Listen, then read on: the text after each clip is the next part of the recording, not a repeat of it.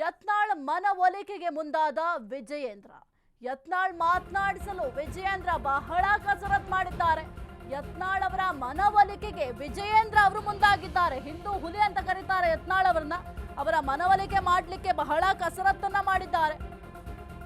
ವಿಧಾನಸೌಧದ ಮೊಗಸಾಲೆಯಲ್ಲಿ ಅಚ್ಚರಿ ದೃಶ್ಯ ನಡೆದಿದೆ. ವಿಪಕ್ಷ ನಾಯಕರ ಕೊಠಡಿಯಲ್ಲಿ ಕುಳಿತಿದ್ದ ಯತ್ನಾಳ್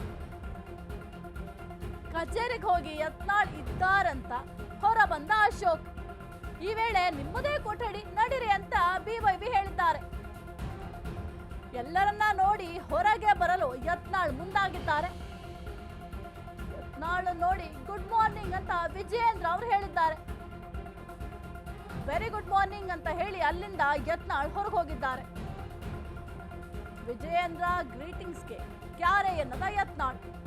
ಮೊದಲಿನಿಂದಲೂ ಕೂಡ ಯತ್ನಾಳ್ ಅವರಿಗೆ ವಿಜಯೇಂದ್ರ ಮೇಲೆ ಅಸಮಾಧಾನ ಇದೆ. ಯಡಿಯೂರಪ್ಪ ಅವರ ಫ್ಯಾಮಿಲಿಯ ವಿರುದ್ಧವಾಗಿ ಸಾಕಷ್ಟು ಆರೋಪಗಳನ್ನ ಮಾಡಿದ್ರು. ಜೊತೆಗೆ ಸದಾ ಕಾಲ ಯಡಿಯೂರಪ್ಪ ಅವರ ಫ್ಯಾಮಿಲಿಯ ವಿರುದ್ಧವಾಗಿ ಮಾತನಾಡ್ತಾ ಇದ್ರು, ಕೆಲವೊಂದಿಷ್ಟು ಹೇಳಿಕೆನ ಕೊಡ್ತಾ ಇದ್ರು. ಜೊತೆಗೆ ವಿಜಯೇಂದ್ರ ಅವರು ರಾಜ್ಯಾಧ್ಯಕ್ಷ ಸ್ಥಾನ ಸಿಕ್ಕಾಗ್ಲೂ ಕೂಡ ಮೊದಲು ಅಸಮಾಧಾನವನ್ನ ವ್ಯಕ್ತಪಡಿಸಿದ್ದ ಯತ್ನಾಳ್ ಅವರು.